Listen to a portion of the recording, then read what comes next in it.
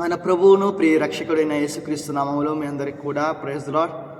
మరి గత కాలంలో మనము యేసుక్రీస్తు వారు శిలువ మీద ఉన్నప్పుడు పలికిన శ్రేష్టమైన మాటలలో 7 మాటలలో మనము 4 మాటల గురించి ప్రస్తావించడం జరిగింది.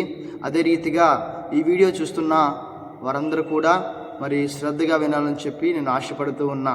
5వ మాట వచ్చేసరికి శ్రమ. యేసుక్రీస్తు వారు శిలువ మీద ఉన్నప్పుడు మాట్లాడిన మాట యోహాను సువార్తలో 19వ అధ్యాయం 28వ వచనంలో మనం చూస్తూ ఉన్నాం. నేను దప్పికొనుచున్నానే అని యేసుక్రీస్తు వారు మరి దప్పిక గొనుచున్నారు. అసలు దైవకుమారుడు కదా, అసలుకి ఈయనకెందుకు మరి దాహం వేస్తుంది అని గురించి మనం చక్కగా మాట్లాడుకుందాం. దైవత్వం మానవత్వాల కలయిక మన యేసు ప్రభువు. శరీరపరంగా మాత్రమే ఆయనకి దాహం వేసింది. తనకు కలుగుతున్న బాధను వ్యక్తం చేస్తూ క్రీస్తు పలికిన మాట ఇదొకటే, నేను దప్పికొనుచున్నాను అని. కాబట్టి ప్రియమైన దేవుని బిడ్డలారా, అందరూ కూడా అనేకమైన విషయాలు దప్పికొనుచుంటారు. శారీరక దాహం కాదని అర్థమవుతుంది. దేవుడు తన చెయ్యి వదిలినందువల్ల కలిగిన ఆత్మదాహం. చాలామంది దాహం దాహం అని అంటారు.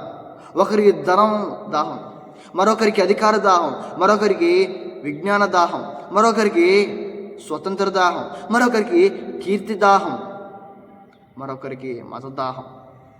అయితే ఇటువంటి దాహాలు కలిగి ఉన్నవారు మళ్ళీ దప్పికొనుచుంటారు.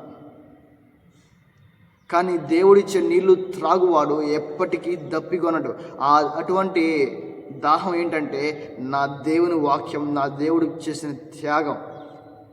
నీతి కొరకు ఆకలి దప్పుకులు గల వారు ధన్యులు, వారు తృప్తిపరచబడదురు. ఈ వాక్యం మనం చూస్తూ ఉంటాం.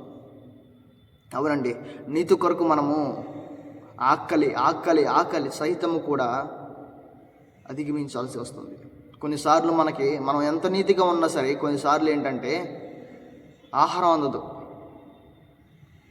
కొన్ని ప్రాంతాల్లో నీతిగా ఉండాలని చెప్పి మాట్లాడుతూ ఉంటాం. కానీ ఈ లోకం ఎలా చూస్తుందో తెలుసా? నీతి మాటలు వద్దు, అబద్ధపు మాటలే కావాలి వాళ్ళకి. అబద్ధపు మాటలు అనుసరిస్తూ ఉంటారు. మనం నీతిగా చెప్పామనుకో బెనిఫిట్స్ పోతూ ఉంటాయి. ప్రార్థన, చిన్న ప్రార్థన చేసి పాపాన్ని విడిచిపెట్టి క్రీస్తు ప్రభువును సొంత రక్షకునికి అంగీకరిస్తే చాలండి. చాలా చాలా ధన్యత. ఒక పాపి మారు మనసే దేవుని దాహాన్ని తీర్చే మంచినీళ్ళు. దేవునికి స్తోత్రం కలుగును గాక. ఈరోజు మొట్టమొదటిసారిగా ఈ మాటలు ఎవరైతే వింటూ ఉంటున్నారో ఆ మాటలన్నీ కూడా, ఇప్పుడు నేను చెప్పిన మాటలన్నీ కూడా మనసులో ఉంచుకొని యేసుక్రీస్తు వారే మీ దాహాన్ని తీర్చునుగాక. యేసుక్రీస్తు వారే మిమ్మల్ని మీ దాహాన్ని తీర్చి, మీరు దేని విషయాల్లో దాహంగా ఉన్నారో మీ ఆత్మను సహితము కూడా నా దేవుడు దాహము తీర్చ గొప్ప శక్తిమంతుడు. ఈ మాటలు విన్నా మనందరికీ కూడా యేసుక్రీస్తు వారు తోడుగా ఉండి మనలందరినీ కూడా ఆత్మీయ జీవితంలో ఇంకనూ నడిపించలాగున ఈ మాటలను ఇంతటితో ముగిస్తూ ఉన్నాను. దేవునికి స్తోత్రం కలుగును గాక. ఈ మాటలన్నీ కూడా మన వెనుకల్లో దీవించి ఆశీర్వదించును గాక.